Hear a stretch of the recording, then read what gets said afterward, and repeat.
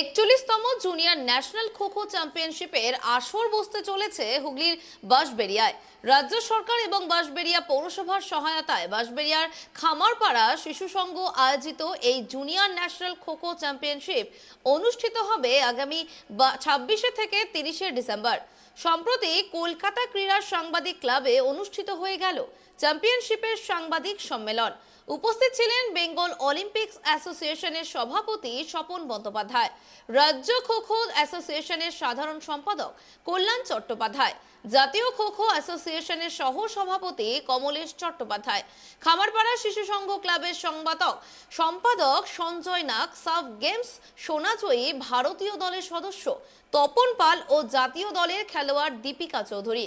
দেশে 30টি রাজ্য থেকে পুরুষ ও মহিলা দলের প্রায় 1100 প্রতিযোগী অংশ নিচ্ছেন এবারের জুনিয়র ন্যাশনাল চ্যাম্পিয়নশিপে। সফলভাবে এই চ্যাম্পিয়নশিপ আয়োজন করার ব্যাপারে আশাবাদী সকলেই। 41তম খো-খো ন্যাশনাল যেটা হচ্ছে হুগলিতে, এই ন্যাশনালে যে কদিন ন্যাশনাল হবে আমি চেষ্টা করব তার মধ্যে একদিন যাওয়ার। ইভেন সেটা আমি কথা দিয়েছি কমলেশ চ্যাটার্জিকে, ইভেন কল্যাণদাকে। আমি মনে করি খো-খো অ্যাসোসিয়েশন যেভাবে বেঙ্গলে কাজ করছে, এইভাবে যদি বেঙ্গল এই সুন্দরভাবে কাজ করতে পারে, বেঙ্গল খোখোর পাশে সবসময় থাকবে এবং খোখো বেঙ্গলের পাশে যেভাবে ছিল সেভাবে থাকবে। কারণ এতদিন ধরে একজন সিনিয়র ব্যক্তি কমলেশ চ্যাটার্জি, কল্যাণদা, যারা এই খোখোটাকে নিয়ে একদম জেলা স্তরে যেভাবে কাজ করছে, আমি মনে করি জেলায় আজকে অনেক ইন্ডিয়া প্লেয়ার খোখোর তরফ থেকে উঠছে। এই খোখোর পক্ষ থেকে আজকে আমি মনে করি যে বাংলায় মুখ্যমন্ত্রী চায় যে প্রতিটা খেলাকে সমানভাবে সম্মান দেওয়া, সেই সম্মান দিয়ে খোখো অ্যাসোসিয়েশন ভালো করে কাজ করুক। তার পাশে আমি বেঙ্গল অলিম্পিকের প্রেসিডেন্ট হিসেবে অবশ্যই থাকব। ইভেন আমি বলবো যারা মিডিয়ারা আছেন তারা এটাকে সমস্ত জায়গায় একটু ছড়িয়ে দিন, যাতে এই খোখো ন্যাশনাল বাংলায় হচ্ছে, এই বাংলার ন্যাশনালকে দেখে অনেকে এগিয়ে আসবে। প্রায় ভারতবর্ষের প্রত্যেকটা স্টেট 30টা স্টেট পার্টিসিপেট করছে, ঠিক আছে। 30 দুগুণে 60, এর আগেও আমি বলেছি, কেন বালক দল, বালিকা দল, অনূর্ধ্ব 18 তাই বালক বালিকা, প্রায় 60খানা টিম পার্টিসিপেট করছে সারা ভারতবর্ষের 30টা স্টেট থেকে। রাজ্য সরকার আমাদের কাছে আমাদের কতটা ঘাটতি আছে, একটা প্রোগ্রামে নামতে গেলে একটা আয়-ব্যয় বাজেট করতে হয়, সেই বাজেট সম্ভাব্য বাজেট আমরা পেশ করেছি রাজ্য সরকারের কাছে। রাজ্য সরকার তার ঘাটতি যতটা আছে তার থেকে বলেছে যতটা সম্ভব হবে ততটা রাজ্য সরকার অবশ্যই চেষ্টা করবে, এবং সেই সিগন্যাল আমরা পাচ্ছি।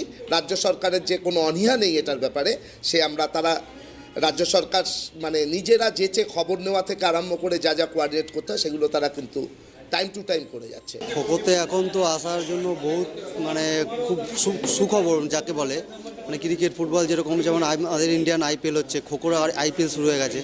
আগে খোখোর জগতে বলবো না যে কিছু ছিল না, ছিল খুব অল্প সামান্য, তারা গরিবের বাড়িতে। এখন যারা খোখো খেলবে তাদের জন্য সূচনা হচ্ছে, খোখো যারা খেলছে তো এখন কোনো ফ্যামিলিতে কোনো টেনশন নেই, এখন স্কলারশিপ পাচ্ছে, মাস গেলে 10,000 টাকা করে স্কলারশিপ দিচ্ছে। তারপরে খোখো আলটিমেট হচ্ছে, একটু ভালো খেললেই এখন খোখোতে অনেক চাকরি আছে, নানান ধরনের চাকরি। আগে সেই চাকরিটাও ছিল না, এখন হয়তো নানান ধরনের চাকরি হয়েছে। খোখো যারা খেলবে এখন শারীরিক দিকে ফিট থাকবে। খোখো এমনই গেম যে খোখো না খেললে সে বুঝতে পারবে না। খোখো যে একবার খেলবে, খোখো ছাড়ার তার কোনো প্রশ্নই ওঠে না। যতদিন বেঁচে থাকবে সে খোখোর সঙ্গে যুক্ত থাকবেই, এটাই বলবো। আমাদের বাংলা একটাই কারণে, যে বাংলা যখন ন্যাশনাল নেয় তখন বাংলার পুরো 100% দেওয়ার জন্য চেষ্টা করে। বাংলা ন্যাশনাল নেয় বাংলা বহু বছর পরপরই ন্যাশনাল নেয়, কেননা বাইরের স্টেটে যেমন খাওয়া দাওয়া আমাদের বাংলার ছেলে মেয়েদের মোটামুটি শ্যুট হয় না। যেটা খুব মহারাষ্ট্রে আমরা রিসেন্ট খেলে আসলাম, সেখানে পরপর 2টো ন্যাশনাল ওরা নিল, খাওয়া দাওয়াটা সেরকম দেয়নি। বাংলার খেলতে আসলে আদার্স স্টেটরা আমাদেরকে বলে যে বাংলা কবে খেলা নেবে, এই আকর্ষণীয় ওরা থেকে থাকে যে বাংলায় কবে খেলতে যাবো। খাওয়া দাওয়া থেকে শুরু করে, পরিকাঠামো থেকে শুরু করে, খেলাধুলোর মাঠ, গ্রাউন্ড সব কিছুর একদম ভালো থাকে আমাদের বাংলায়।